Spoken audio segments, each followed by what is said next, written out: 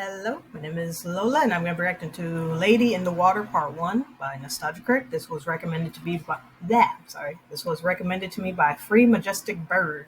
Thank you for the recommendation.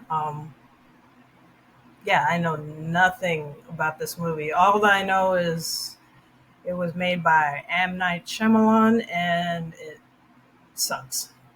That's all I know. And I'm guessing it has something to do with a lady in the water.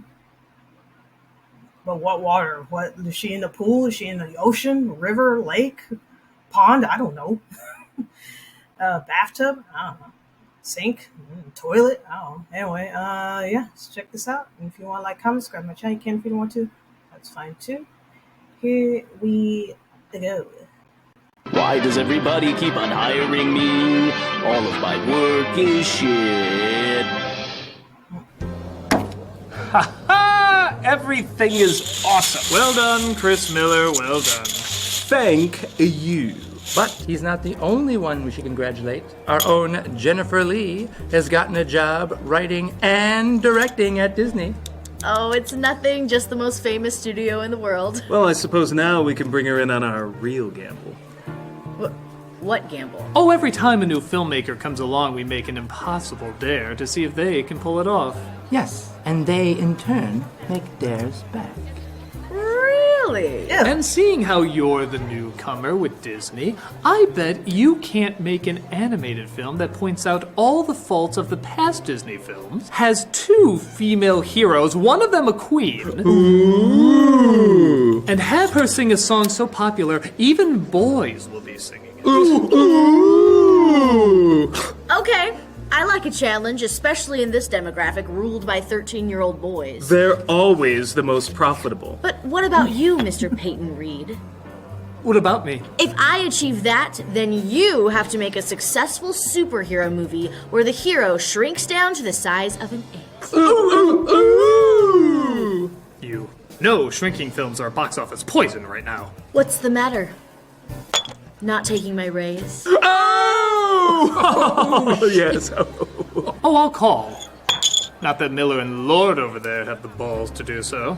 Hey, we're just as ballsy as either of you. Yeah, prove it. I bet that we could do a product placement movie so good that we could name the movie after the product and nobody would care. Yeah, and people will even be upset that it wasn't nominated for Best Animated Feature. Say, mind if I play? No. No. What? Why not? You suck at this game, Shyamalan! Yeah, what's this idea that you can make trees scary? Yeah, it's later down the road. This idea is guaranteed to show you how talented I am. Wait, isn't this the one that Disney didn't understand, so you stormed out even though they were gonna fund it anyway? Who does that? Yes, I heard about this. You said Disney didn't respect individualism. There are a bunch of hacks who didn't realize my brilliance. Yeah? And what is this brilliance? Alright, the main character is named Story. Out. Not happening. She's an ancient creature called a Narf. Oh, honey, you can't do this. And she's being chased by Scrunts, but saved by Tartutix. You're a bum down the street shouting stuff like this. Oh, come on, even I'm not that high! I will show the world that I am so good that I can make something so silly absolutely amazing. I mean, what else could happen to this movie? Let's get this baby started!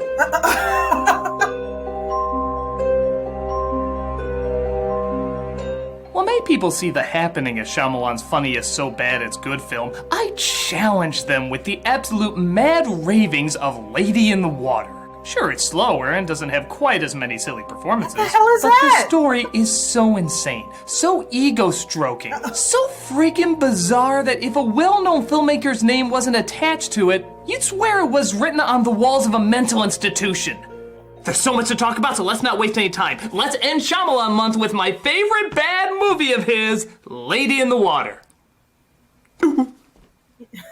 It starts off with the backstory of this seemingly simple fable. Once, man and those in the water were linked. They inspired us. Man listened, and it became real. But man does not listen very well. You just said they did. Man's need to own everything. led him deeper into land. The world of man became more violent. War upon war played out, as there were no guides to listen to. Well, if they're so good at guiding people, how did they let this happen to begin with? A handful of their precious young ones have been sent. There are laws that are meant to keep the young ones safe, but they are sent at great risk to their lives. But wait, if there's laws to keep them safe, then why would they be at great risk?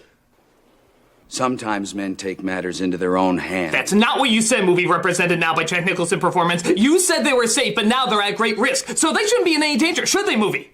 You snotty little bastard. Why don't you just end with how every humanity sucks story ends, saying how man has forgotten how to listen? Men have forgotten how to listen. Show us the way, movie. We know you have it, even though in the first 2 minutes you already have tons and tons of problems, but we have faith in you.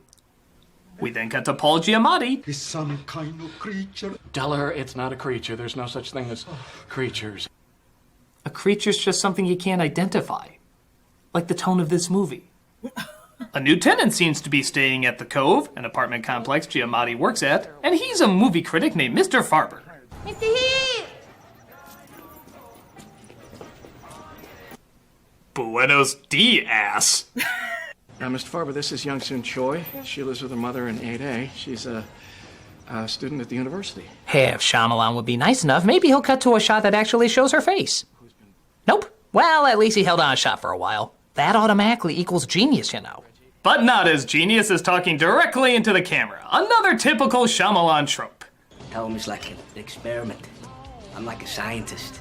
It's fascinating how greedy one can get with their artsiness. In most movies, these kind of shots are used sparingly to establish mood. But with Shyamalan, he uses it like how the director of Battlefield Earth uses tilted shots. Weird angles sometimes. Weird angles always! We're brilliant! We're brilliant! Oh, we do the brilliant dance! But who cares? It's time to figure out what stupid quirk this guy has. Because as always, any quirk, no matter how stupid, always equals a developed character. Let's see what we have in our kitchen. Let's see what we have here. You like hot dogs? Expired water? Ah, here we are, working out half of your body for no reason. Most people say, hey, what's wrong with you, Reggie? Why are you only working out on one side of your body? Remember, it doesn't need to make sense. You just have to say that director has a style, and therefore it's good. It's the law. Hey. Hey. It's a well-composed shot there. That looks effortlessly done, like there was no effort put into it whatsoever. It's almost as good as this one of Giamatti ending his day and the camera slowly tilting up to reveal absolutely nothing! You know, something visually interesting there might have been nice. Was even the moon like... No, hell no, I'm not being in this shit. Mermando? No, but trust me, it's something just as equally ridiculous. He goes out to the pool to inspect when...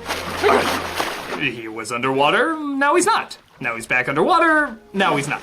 Now he's out of the water, he slips, he goes back into the water, tries to get out, says nah, and he's suddenly in his room. Well, that was as easy to follow as a moth in a snowstorm. I'm sorry. There does, however, seem to be a wet, naked woman in his room. Oh, not this again. Or at least this one's alive. Where are you from? Do you feel an awakening? Is that like a happening? Why don't you just replace all your dialogue with, do you feel an ing-ing-ing? I don't even know your name. My name is Story.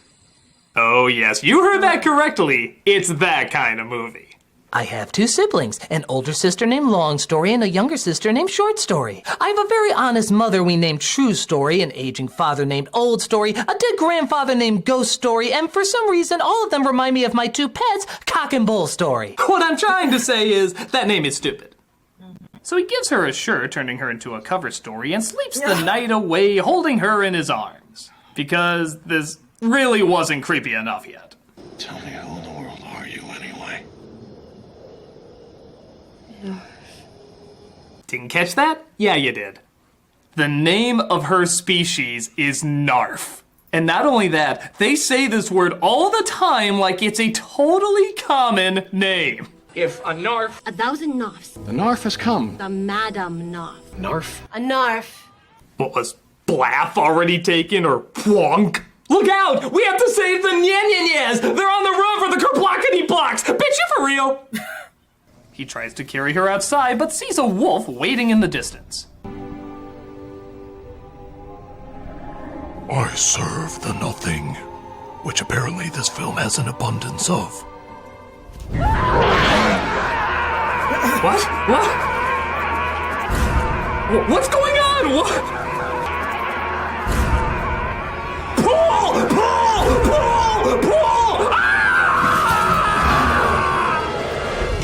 Oh my God! How can you not burst out into laughter watching that scene? What can you even say about it? It looks like he's carrying an anorexic Julia Roberts to their honeymoon suite while she wants the pool to pull her finger just before a steroid chia pet eats them alive. What is this? What is this? So he decides to ask someone who would obviously know all about mythical creatures, Rufio. Could you look up the word narf for me? I'm sure you've come across them from your adventures in Neverland. It's an Eastern bedtime story, Mr. Heap. Yeah, I wouldn't insult Eastern storytelling like that. I think the correct answer is, oh, that sounds like a word from the same idiot who came up with Cypher Rage. Very common Eastern name. But her mother knows all about it. What are the odds? And she says the Narf, sorry, that's gonna take some getting used to, has to meet the Chosen One so that she can inspire it. She will return with a great eaglon, a giant eagle. They, of course, cut out the scene where she ate 5 pot brownies before saying this, but you get the idea. So Giamatti looks for this Chosen One, whose story says is a writer. Though, again, you could just replace all the dialogue with, what's your quirk? She's very good with animals. And your quirk? Crossword puzzles. And your quirk? Let's make up a witty phrase. Baby's on the half tip. Snap! Yeah, there you go. Jesus, you can't even do stoners right. Hold on, was that guy that said, oh, I'm in the crosswords, was that Jeffrey Wright? Because that looked like Jeffrey Wright, dude. Like, what the hell is he doing in this? That's not how a stoner screams. That's one of the Rice Krispie yells watching another one die. Snap! Of course, Giamatti is so focused on finding a writer that he completely overlooks the person he's known for years that is a writer. How's the writing? Done. But Story has been eavesdropping in his diary to learn about his past. A night, a man entered your home when you were not there. He stole many things and killed your wife and children. That is when you stopped being happy. Brilliant deduction there, Nancy Drew. Any other obvious dots you'd like to connect? When I hit my head, that's when my head hurts. When my butt farts, that's when the air smells bad. When I run in high heels, people will focus more on that rather than how dumb the rest of the movie is. Why don't you get suited up in your proper uniform? But Giamatti introduces the writer to her, and take a wild guess who plays it. M. Night Shyamalan. That's right, the writer who really has lost his muse. Yeah, take a good look there, Shyamalan. That's the closest to Story you'll ever get. And have seemingly irrelevant and tedious dialogue that seems to regurgitate. Nice meeting you. I'm so very happy we saw each other. So he's inspired to go write Devil as Giamatti tries to get Story back home, but the grass hyena is still out there. What's happening? I thought it was gonna be safe. We're okay now. Thank God he can't climb stairs. So he tries to get more information from the Korean peacock, who seems totally fine interrupting her clubbing to talk fairy tales. She said only a rogue scrunt will break the law of that night because most scrunts are afraid. Afraid of what? Tartutic. Oh my god. What? Skrunks, Narfs, Tartutics. These all sound like cartoon characters sneezing. Just look at Giamatti's face after hearing all this. He's like, well, I'm in a bomb. This whole thing reads like a drunk mother reading a half-assed bedtime story to her kid. This is a story about... Story... The character's name is Story? Yes. Yep. And she is an ancient... Narf! Narf? Uh-huh. Yes. She's running away from the mean... Grunt? And it all took place in modern times. Good night. Well, it's better than the time she said the trees did it.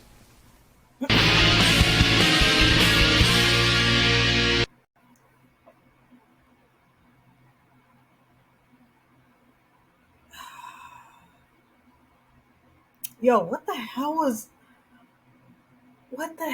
M Night on, dude, when he made this? Like, freaking Marson, what the, what the freak is going on, man?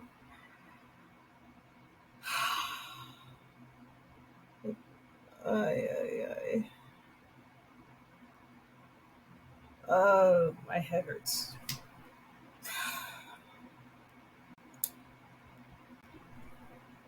I'm just confused. I'm just.